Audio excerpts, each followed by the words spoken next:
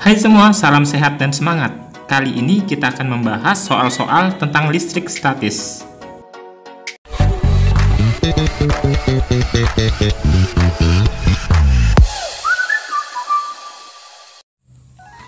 Oke, kita mulai dari soal yang pertama. Terdapat dua kapasitor identik yang dirangkai seri. Tiap kapasitor memiliki kapasitansi C. Berapakah muatan keseluruhan yang harus disimpan pada rangkaian kapasitor itu agar energi listrik yang tersimpan pada tiap kapasitor sebesar W? Di sini sudah ada pilihannya. Jawabannya itu berupa besaran ya. Oke ya, by the way, kapasitor itu fungsinya untuk menyimpan muatan. Jadi wajar aja jika yang ditanyakan adalah energi listrik yang tersimpan pada tiap kapasitor. Untuk rangkaian seri kapasitor, berlaku nilai Q1 sama dengan Q2 sama dengan Q totalnya. Kemudian, untuk beda potensialnya, itu merupakan penjumlahan dari semua beda potensial dari masing-masing muatan ya. Kemudian untuk penyederhanaan rangkaian kapasitornya, kita bisa mencari seper C serinya dengan menggunakan persamaan seperti ini. Seper C1 ditambah seper C2 ditambah seper C3. Karena di sini ada dua kapasitor aja, maka kita gunakan dua kapasitor ya. Nah, untuk energi yang tersimpan pada tiap kapasitor itu digunakan rumus W sama dengan setengah Q pangkat 2 dibagi C. Itu rumusnya. Untuk kapasitor 1 akan berlaku W1 sama dengan setengah Q1 kuadrat dibagi C. Kemudian, untuk mencari Q1-nya, bisa kita jabarkan. Q1 kuadrat sama dengan 2W1C1. Sehingga, dari soal ini kita bisa lihat energi tiap kapasitor ya. Yang ditanyakan, energi tiap kapasitor besarnya W. Sementara C1 nilainya C. Ya. Tiap kapasitor memiliki kapasitansi C di sini. Maka kita bisa ganti itu besarannya dengan yang berlaku dari soal. Q1 kuadrat sama dengan 2WC. Aduh, WC ya. WC aja ya. Kemudian untuk rangkaian seri Q1 ya, itu kan sama dengan Q totalnya. Maka dari soal ini ya, dari sini ya. Dari soal kita bisa mencari muatan keseluruhan yang harus disimpan pada rangkaian kapasitor tersebut. Berarti Q totalnya, karena Q1 sama dengan Q total ya, Q total pangkat 2 sama dengan 2WC.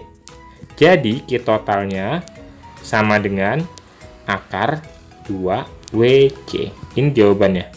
Yaitu, mana?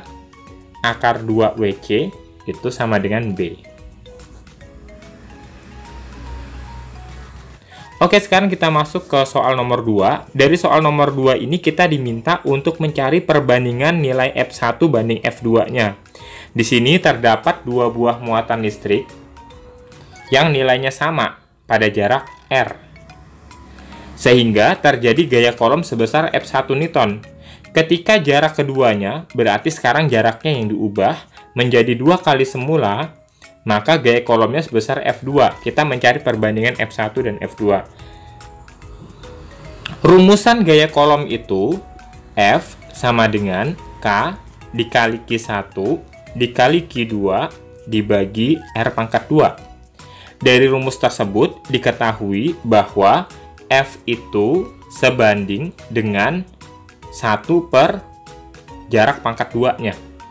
Ya, dari soal dapat diketahui bahwa nilai R2 itu sama dengan 2R1. Sehingga dari sini kita bisa gunakan ke persamaan tadi bahwa F1 banding F2 itu nilainya sebanding dengan R2 pangkat 2 dan R1 pangkat 2. Karena dia berbanding terbalik seperti ini ya, maka F1 banding F2 dibalik juga nilai jaraknya. Kemudian kita masukkan aja besaran-besaran yang diketahui, tadi R-nya yang berubah ya. Berarti F1 banding F2 sama dengan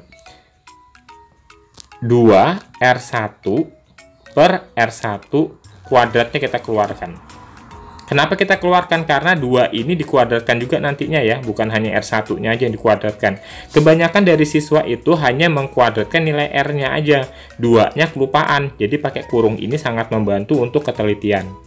Oke, jadi kita bisa jabarkan F1 banding F2 sama dengan 2 pangkat 2 itu 4, R1 pangkat 2 per R1 pangkat 2. Tinggal dicoret R1 pangkat 2-nya, ketemunya adalah 4 per 1. Jadi, perbandingan nilai F1 banding F2-nya adalah 4 banding 1. Jawabannya adalah D. Oke, sekarang kita masuk ke soal nomor 3. Jumlah muatan dari dua buah muatan Q1 dan Q2 adalah min 6 mikrokolom. Bisa kita tulis Q1 ditambah Q2 sama dengan minus 6 mikrokolom. Kita sederhanakan menjadi minus 6 kali 10 pangkat min 6 kolom. Mikronya kita ubah.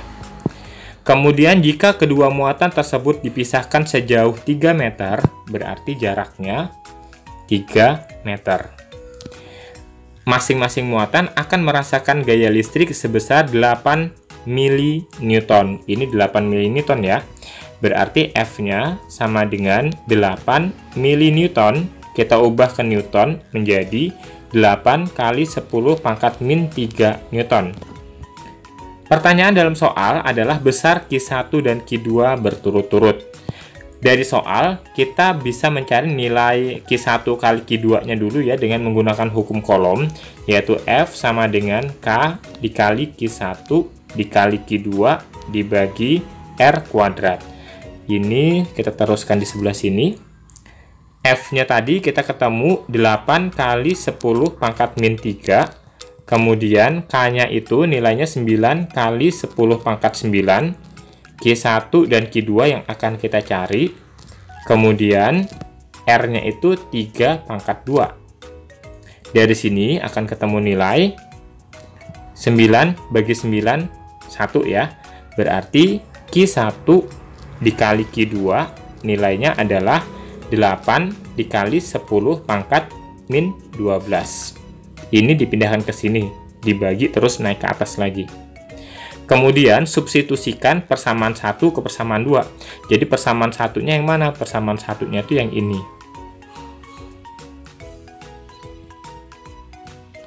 Yang ini persamaan 1. Yang ini persamaan 2. Jadi sekarang persamaan 1 disubstitusi ke persamaan 2. Jadi ketemunya apa? Nah, dari sini kita bisa lihat ya. Ini saya jabarkan dulu menjadi Q1. Ini Q2-nya ini kita ubah ya. Q2 sama dengan min 6 kali 10 pangkat min 6 min Q1. Nah, ini kita substitusikan ke persamaan 2.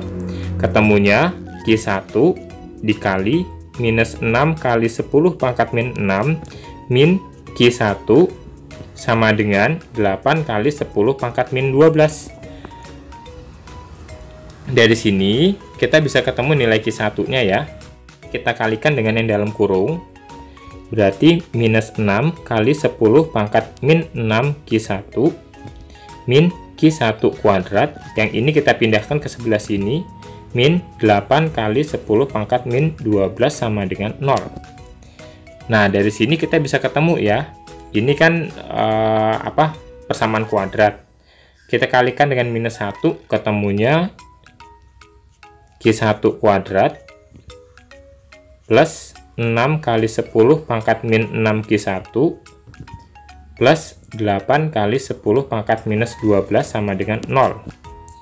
Oke, dari sini kita bisa ketemu persamaan kuadratnya, yaitu Q1 sama dengan minus 4 kali 10 pangkat minus 6 kolom, atau Q1 sama dengan 2 kali 10 pangkat minus 6 kolom. Ini. Kemudian dari nilai Q1 ini kita bisa masukkan ke persamaan 1 yang ini untuk mencari nilai Q2. Jadi Q2-nya. Q2-nya itu nilainya adalah minus 2 kali 10 pangkat minus 6 kolom jika Q1 yang kita pakai itu atau yang kita pilih adalah minus 4 kali 10 pangkat minus 6 kolom. Jadi jawabannya adalah minus 4 kolom dan minus 2 kolom. Lanjut ke soal nomor 4. Di sini terdapat dua buah muatan listrik B dan C yang berada sejauh 8 cm menghasilkan gaya 50 Newton. Jika muatan C digeser ke kanan sejauh 8 cm, maka besar gaya tarik pada muatan B dan C adalah, di sini sudah ada gambarnya. Dari gambar ini, dari keterangan soal, kita lengkapi gambarnya. Oke, di sini posisi awal antara muatan B dan C itu adalah 8 cm ya. Kemudian C digeser ke kanan sejauh 8 cm. Berarti nanti jaraknya 8 cm lagi. Ini yang C. Posisi akhir C ya. Nah, dari sini total berarti kan total dari B ke titik akhir C yang ada sekarang setelah pergeseran itu 16 cm. Benar, ketika posisi mula-mula B dan C itu jaraknya 8 cm, gaya kolom yang bekerja itu nilainya, anggap sebagai F1 ya, itu 50 Newton. Pertanyaannya adalah sekarang gaya tarik F2 ketika C-nya sudah digeser. Berarti nanti yang ditanyakan F2 setelah C-nya digeser. Berarti di sini F2-nya yang ditanyakan. F1 ketika posisi di sini. Oke, dari sini kita gunakan persamaan hukum kolom, yaitu F sama dengan K Q1 dikali Q2 dibagi R kuadrat. Ini sama seperti soal sebelumnya, kita hanya mencari perbandingan karena di sini ada posisi awal, ada posisi akhir. Ada keadaan awal, ada keadaan akhir. Berarti yang kita hubungkan adalah besaran yang masuk ke dalam keadaan awal dan keadaan akhir tersebut, yaitu ada gaya dan perubahan jarak.